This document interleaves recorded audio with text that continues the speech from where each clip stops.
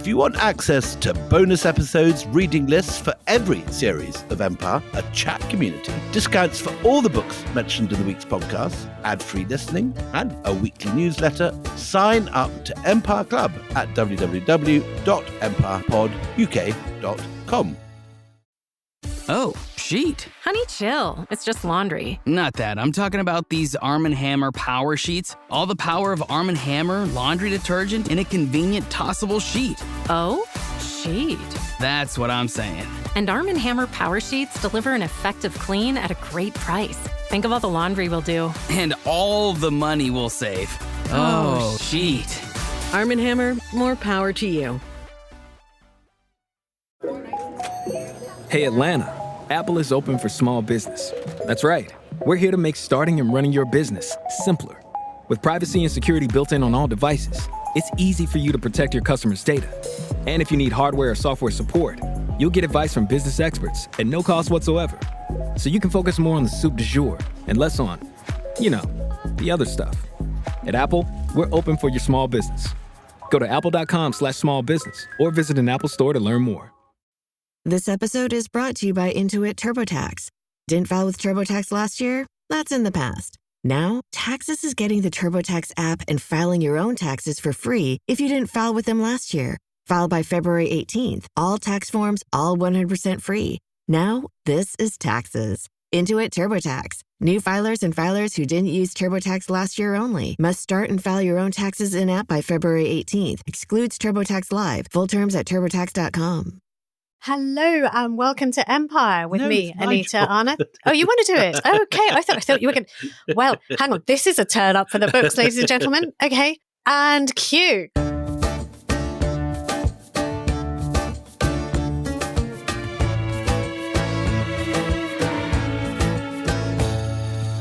Hello and welcome to Empire. Now, I'm very pleased to say that my wonderful co-host has discovered an entire story that none of us have ever heard of before. And before Christmas, when she came out to the Bangalore Literary Festival, she went off to Mysore and came back with this extraordinary story, which we're going to have today. Anita, tell us all about your discovery. So let me tell you why you should care about this man, Crum Bagel, the brilliantly named Crum Bagel, because frankly, he's a brilliant, brilliant man who is just not known.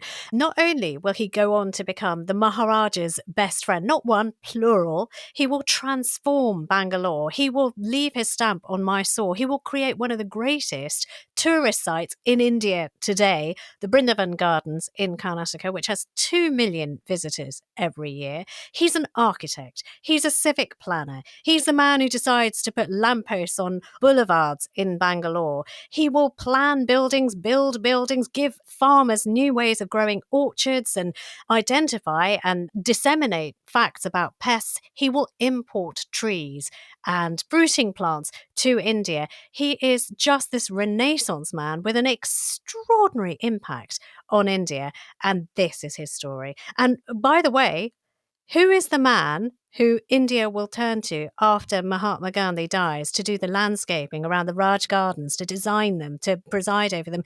It will be an 83-year-old Crum Bagel. And despite the fact that he will have such a profound impact on India, this is a man who will be put in an internment camp during not one but 2 world wars because he's a German national, and he will die in penury.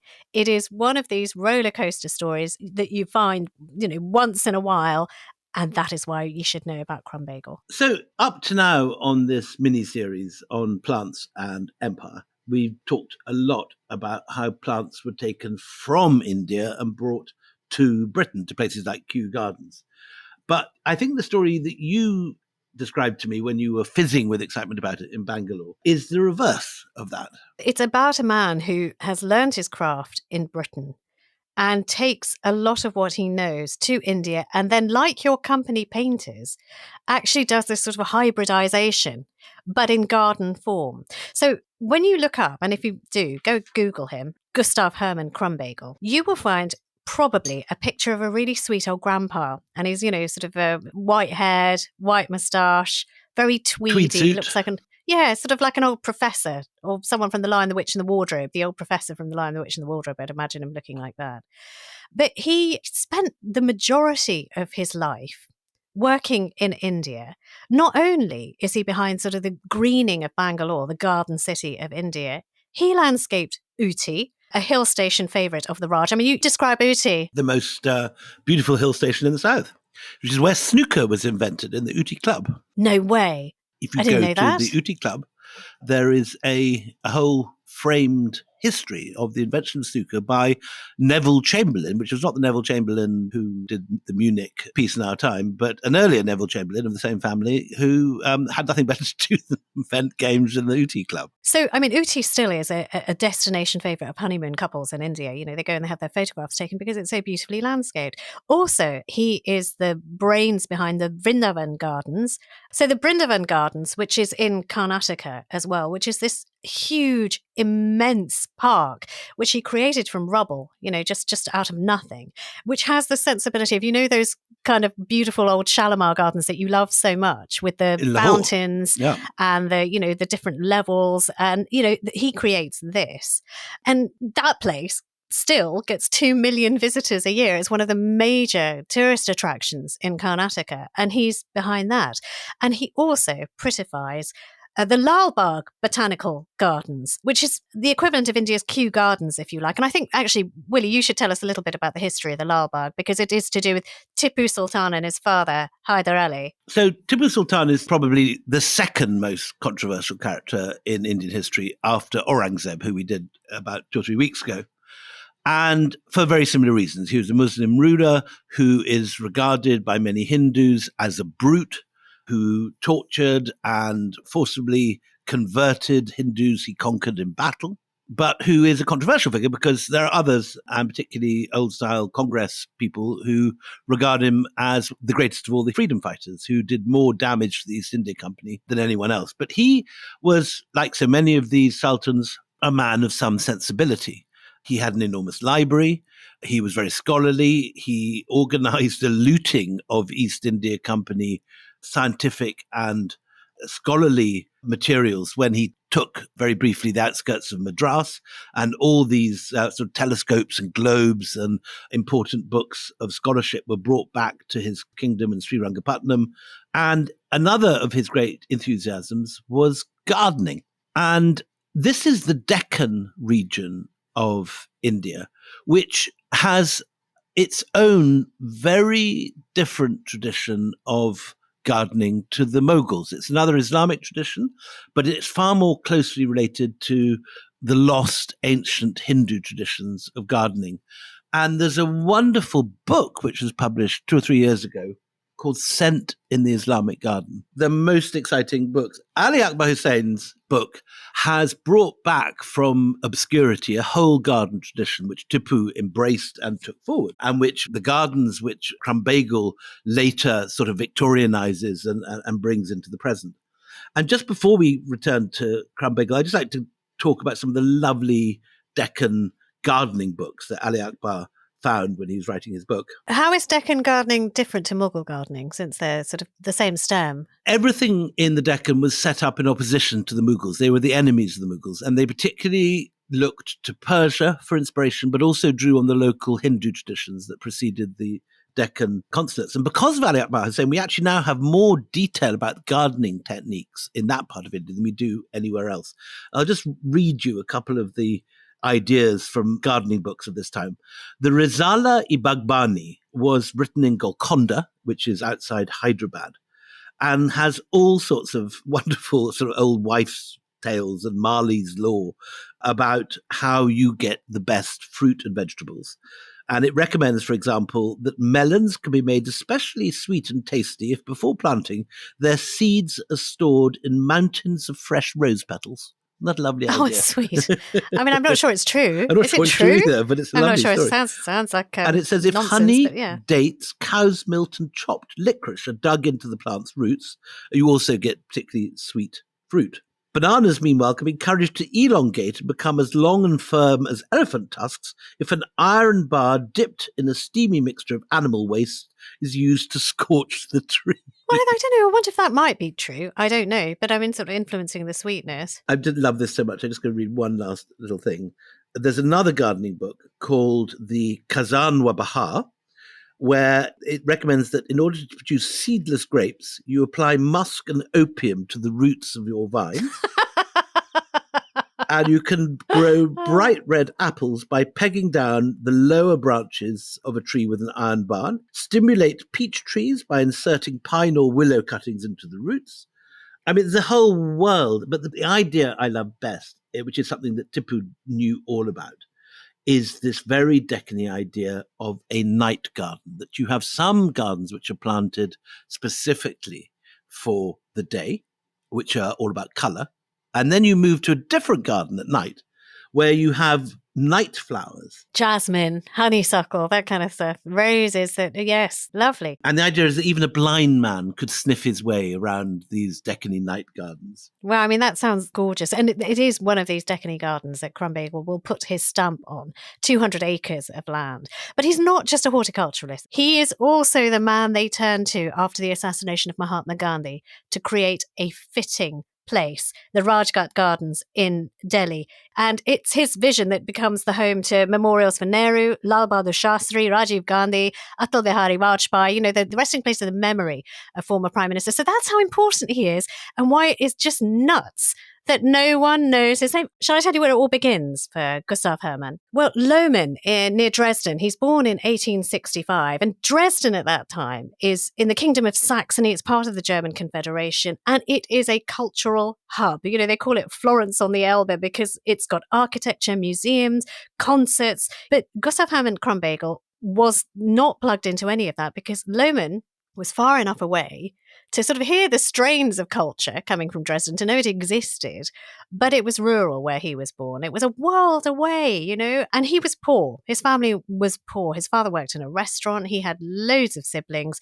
And as you do in this kind of circumstance, he was forced to leave school at the age of 14. So he's this sort of tiny little spindly thing who leaves, but he has to sort of bring in an income and he has to find a future, and he hasn't got a very good education and he's not from Dresden. But Dresden does have a horticultural school and it has apprenticeships for boys who want to go and work outside. So that's where this sort of teenager goes to try and learn his craft. And he's so good that he gets sort of passed around. He's in Pillnitz first of all, and then he goes to Mecklenburg, and then he goes to Hamburg. And everywhere he goes, even though he's this sort of like little kid, people notice his ambition, but also the quickness of mind that he has. And he only has one place that he wants to work. The place that Satnam Sanghera was talking about, the epicenter, Kew Gardens, the only place that Crum Bagel wants to be because it is the best place in the world to learn his craft. Sense a problem there? Little boy from Lohmann trying to walk into Kew Gardens and say, get a job. They're going to say, no, bugger off. And so what he does is he goes anyway to at least to London so he can be somewhere near Kew Gardens. He can't just walk into a job. But he takes a job in Hyde Park instead because, they need people to weed the beds and do some of the landscaping and cut the grass. And so he'll do anything that is on offer. And he uses that time at Hyde Park to learn English, which is just like, again, so enterprise. I look at my 14-year-old. I'm like, my God, can't you be more Crum Bagel? Seriously, it's just like, do something. But he goes off and he sort of starts learning the language and he applies to Kew Gardens 3 times. And they keep telling him, go away. No, don't know you, strange German boy. Go away. We've got nothing for you. But maybe eventually, out of exhaustion or sheer amusement, they take on this slightly weird, slightly built German boy and they give him a job. And maybe it's sort of worth talking about what Kew was like in those days, because remind us what Satnam said about it. It was the epicenter of empire at this time. It was. It had started off as a royal garden. It was associated originally with George III. It was the place that George III was sent out to grass, literally, when he was going mad and had all those terrible experiments done on him to try and bring him back to sanity. And then the arrival of Joseph Banks, it becomes the great centre of British attempts to collect the plants of the world, whether of the South Seas and all the sort of thing that Captain Cook is bringing back, but also other British missions in other parts of the world. It's at this period that you get the beginning of these greenhouses being built, with some are temperate, some are tropical. And the idea is that you can grow in Kew something from any part of the world, and that you will have a seed bank and a scholarly centre that can unite the world, but particularly the British Empire, in a whole sort of botanical network. So, I mean, all of that is true. But it also isn't the Kew Gardens that we know today, because it wasn't developed around, it sort of was ostensibly in the middle of the countryside in the late 1800s. It wasn't filled with homes. It wasn't filled with, places that some little boy like Crum Bagel can sort of roll up and rent a lodging. So it was hard. It was very, very hard. Not that he really needed anywhere to sleep for very long, because apprenticeships at Kew in those days worked from 6 in the morning till 6 in the evening, as long as there was sunlight, and maybe a bit longer to put things away. A hard day. And working 6-day weeks where you get one Sunday off each month. So this is not a soft option. It is backbreaking and it is hard. And that is why not a lot of people stayed for a very long time, but he loved it. He absolutely loved it. There's no mechanization at this time. So everything is hand dug, hand cut, hand sorted out. But he just is there learning, loving, and especially growing to love the trees that are at Kew and the rose gardens at Kew. Those are the things that particularly he falls in love with. And whereas people, don't last very long, apprentices get sort of knackered and wrung out within 1 year, Crum Bagel stays for 5 years. And it's during that time he falls in love with his own English rose. It's very sweet. Katie Clara. Who's she? Katie Clara. So Katie Clara is just a woman from the local area, young woman from the local area, similar age. They fall in love and they get married. And with the sort of marriage of Katie Clara, his fortunes at Kew seem to be on the upturn as well, because he gets taken under the wing of a man who is very esteemed at Kew, a man called William Goldring. And I'll tell you more about him in a moment, because he is kind of the contact that will transform Crum Bagel's life. But you know what you were saying about this centre of learning that Kew was? It was absolutely that. It was a university for anybody who wanted to know about plants and the exotic. And he went to every lecture because he could, because he was a member of Kew. He was working there, so he could go and be exposed to this. So he saw plants that you could never have imagined in Lomond, a world that, was like a fantasy in these lectures. The paintings that, we talked about, the Lady Impey collection and other things, where you could just study these things in huge detail. And it's sort of along this road that he becomes an expert in something called plant propagation, which is basically what you were talking about, melon seeds, how best to make them germinate, how best to make crops last, how to get them to survive. And William Goldring notices this kid and goes, something here. Tell me about William Goldring. There's a picture I've got in front of me of this sort of tweed-suited figure that looks rather like, he looks like something out of one of those early Sherlock Holmes. He looks like a villain. Does or the very dim inspector. What's he called? The Lestrade. Lestrade, that's right. Yeah. Inspector Lestrade. Well, I don't know. He looks rather slightly fierce. Prominent forehead. Looks slightly Neanderthal. Well, William Goldring may have looked like that, but he was quite the mover and shaker, because he was one of the most senior figures at Kew. He was this new breed of businessman landscapers. So he would be called upon because he knew a lot about plants and landscapes because of Kew. And he'd be called to the private houses of England. Can you landscape this? Can you make us a nice garden? We'd like to turn this into something else. We need a ha-ha. We need a ha-ha. Who do we turn to decide where to put the ha? Oh, William Goldring. And he's designed the gardens around hospitals, asylums, public parks in England and Wales. Also, and this is the crucial break in the story, for an Indian Maharaja. Tell us about this. So the United States and India both called on his services, but India really was the one that was ka-ching for him, because Goldring had done work for the Gaikwad of Baroda during the time when the Gaikwad was trying to build the greatest ever royal flex the world had ever seen. This is their Lakshmi Vilas Palace, which you've been to. I've been to, and I remember going in the 90s when all these palaces were in their doldrums. There was a moment in the 1970s when Indira Gandhi cut the Maharaja's purses, and they had enough money then to keep going. And by the 1990s, everything was falling apart. And Lakshmi Vilas, which is this enormous Victorian expanse of sort of Indic Victoriana, was sort of semi-ruinous. And I remember being led in to interview the Maharaja in my early days as a journalist in India. And the bearers were all barefoot and all their uniforms were kind of stitched bare. And I remember that there was hundreds of pigeons inside the vaults of the domes that no one seemed to find a way of getting rid of. And you felt that this was a world coming to a close. But I've been since, about 5 years ago.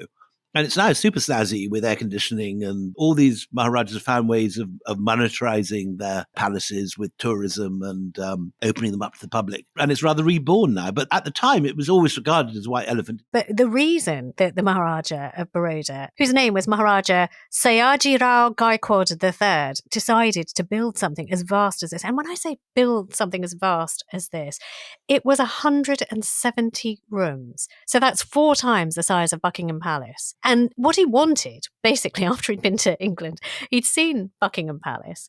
He wanted slightly affronted by the fact that, even though he was, Time magazine put him in 1908 as the 6th richest man in the world. This is a man of great wealth and means. So he wanted something bigger and better. And that's why this 170-room Lakshmi Vilas Palace is built. As William said, India's Saracenic style, mixing Islamic, Rajput, Maratha, Bengali, Gujarati, Venetian and Gothic into this whole kind of car crash of style. It's the ultimate. It looks more like a sort of Disney railway station. Yeah, it is. I mean, it's lots of domes and spires and things. All in a completely chaotic jumble, as far as one can see. But he wanted an orderly garden, and that's why Goldring is called out to do something for him.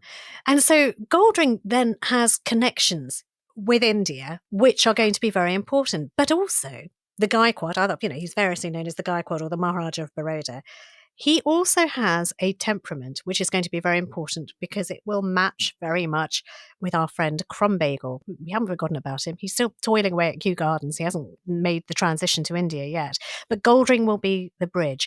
I just want to talk about the rebel Maharaja of Baroda. How much do you know about how naughty he was? I know about lots of naughty Maharajas in the Punjab, but I don't know this one. The Patialas were the most naughty ones. So this guy, he's not naughty. He's defiant in a way. You mentioned Tipu Sultan and the Lal Bagh and the fact that Tipu was for some time venerated as the man who stood up to the English and showed that the English could be defeated.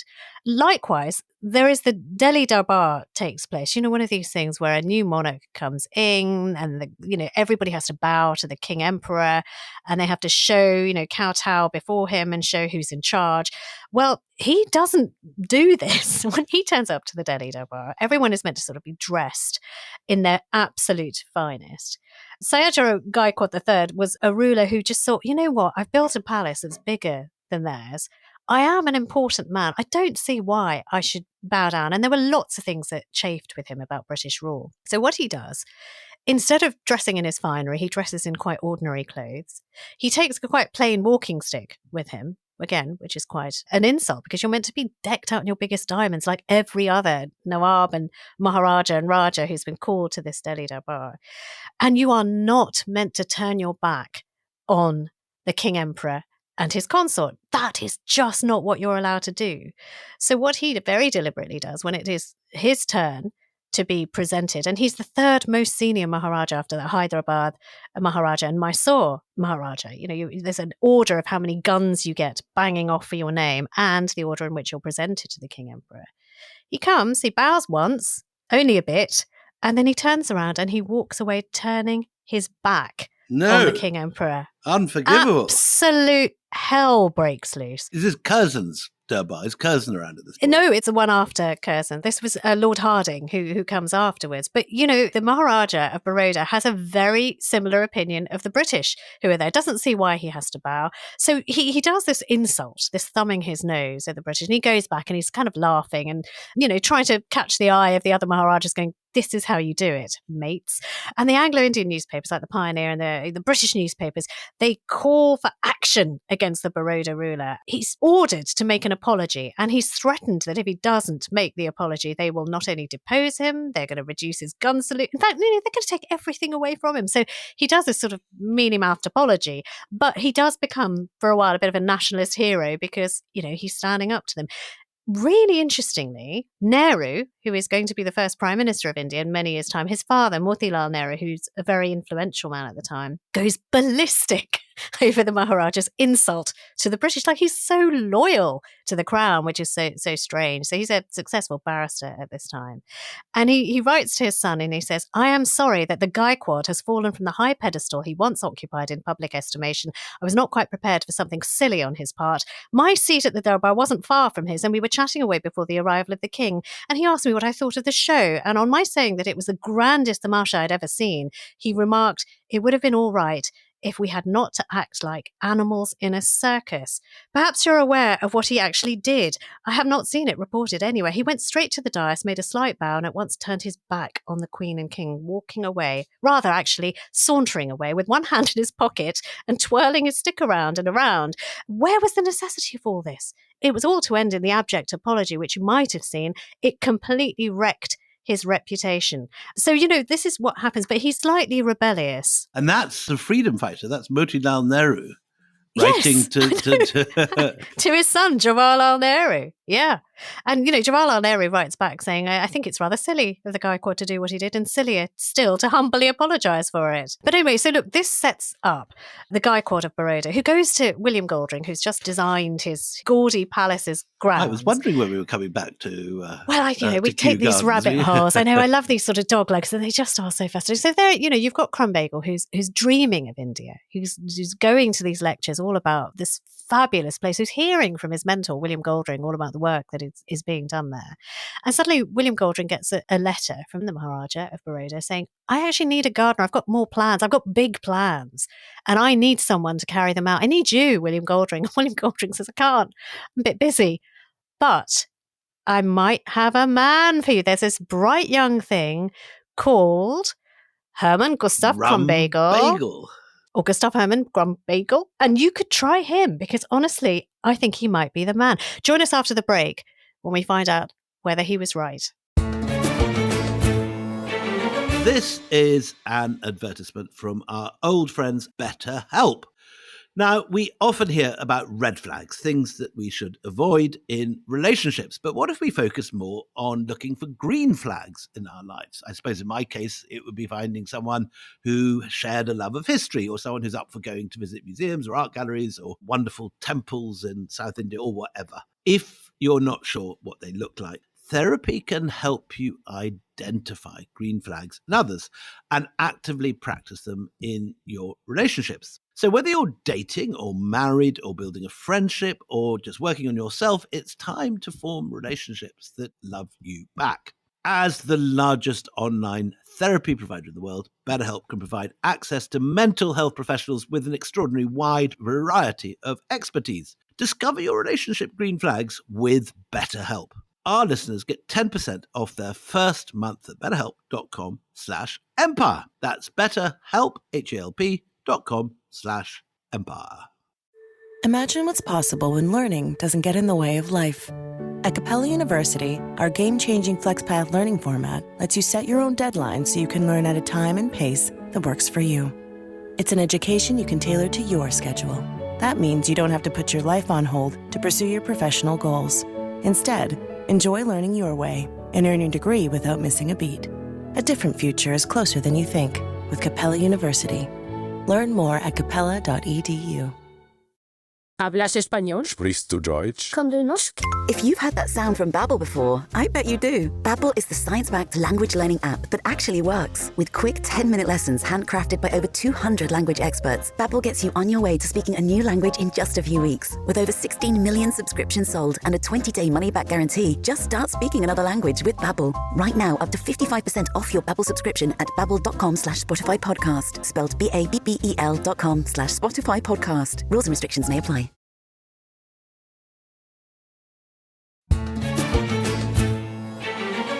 Hello, welcome back. So just before the break, finally, we got back onto Crum. Did the thing I criticised you for? I do exactly the same. He did. He did, like the plants disappeared in the MP episode. We're not being very good at keeping to our disciplined. briefs. I think we need a little smack on the wrist from our producer. Anyway, look, you've got these two men. You've got this German who has defied all odds and come up through the ranks, is now the one who's being pointed to as a possible gardener for a Maharaja. And you've got a Maharaja who manages to piss off the British anytime he can in the most spectacular way. So, these two rebels, the Maharaja talks to Crum Bagel, thinks he likes him, brings him over, and actually the two get on famously. In what sense is Crum Bagel a rebel? So far, we've just been seeing him sort of doing the weeding in Kew. Because he doesn't take no for an answer, which is what I love for him. He gets thrown back. He leaves Lomond. He ends up at Kew. Wherever he wants to go, he kind of realizes his dream. And I think you have to be made of some kind of stuff to outgrow the parameters of your birth. He wasn't meant to be this Maharaja's gardener. Who from Lomond gets to get a chance for that? But Crum Bagel does. And also just, sort of growing at Kew where people get worn out and booted out. Crum Bagel's like, nope, that's not me. I'm not just going to be a mid-level gardener. I'm going to stay here for 5 years and I'm going to do something to transform my life. So they get on really well and they make plans together. The Maharaja, the big plans that he wanted a gardener for, he wants to develop hundreds of gardens across Baroda. It's already a lush green place, but he wants so much more. What a break for Crum Bagel. From doing the weeding in Kew, he's now building sort of botanic gardens across the state. And with a blank check, because this man is rich. He's really rich and money is no object, but he does want results. So, he hits the ground running, and some of the things that he does in Baroda, he creates something, I love this, called a tree census. Now, a tree census eventually will lead to the planting of hundreds of thousands of trees and also mapping where the existing ones are. And this is revolutionary in India. People why would they map the trees? But it is very good and very modern botanical practice to know where your trees are and what they're doing and to check on them. He starts doing this as soon as he arrives. He also decides, or he suggests, that maybe we should link tree planting to population. Some people do this already. When a boy is born, they plant trees. And when a girl is born, they plant fewer trees. Well, I think he convinces the Maharaja that, look, if a boy is born, plant 15 trees. If a girl is born, 10 trees. And make it a law. And the Maharaja, who sort of does listen to this little German gardener, says, yeah, it's a good idea. It's a great idea. Let's do this. He sets up India's first great plant nursery. And in the end, he's got 64 gardens, around 64 palaces that he's looking after, and he's landscaping and he's restructuring. And the vision of him, sort of in his pith helmet, riding around in these gardens, and his gift was, so I'm told, is that he manages to sort of merge the gardens of the Maharaja seamlessly with the countryside around it. So it just feels like an everlasting garden for somebody in the palaces. And I'm going to tell you one other story before we break with Crum Bagel, and then I'll tell you more about this because, everything is going so well. So why does it go so terribly wrong? We'll get to that bit in maybe the next episode. But another brilliant thing that Crum Bagel does is that Baroda is a green place. It's an agrarian economy. But the farmers there rely on monsoon rains. And if the monsoon rains fail, you're stuffed. What do? You can't grow anything. Things dry out. So he decides to build lined ditches around the state in around 8,000 villages in Baroda. I love how the scale he's operating on now. 8,000 villages. Massive, because with a Maharaja who backs you, who is one of the richest men in the world. And so what he does is, little villages would often have these ditches or little tanks, but he decides to teach them how to line the things. And so when they're lined, when the monsoon comes, it just fills up. So they have these reservoirs that are around. Not only that, but Crum Bagel was so smart. And because of, his time at Kew, he says, we've got all these little tanks of water. We've got all these little ditches of water. What if we put fish in the water? They'll sort of keep the waters irrigated. This is very much the thing in Bengal, isn't it? The pukkars of Bengal, where every village has a little fish pond. Right. So he starts introducing fish to the reservoirs. And then suddenly Baroda has a thriving fishery economy, and everything he touches seems to turn to gold. And he works with the Maharaja of Baroda for 14 years.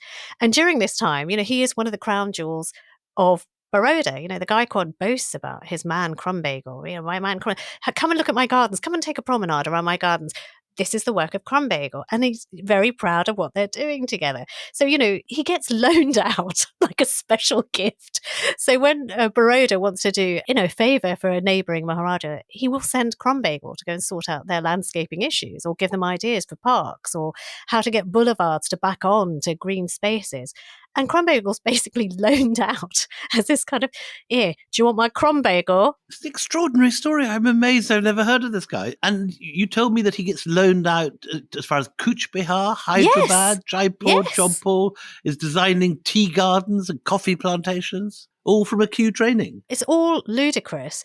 And he gets the reputation of being a Maharaja's Man Friday. But all of this, being as brilliant as it is, will not be the pinnacle of his success. Join us in the next episode when there's more Crum Bagel, and I promise you there will be more Crum Bagel content.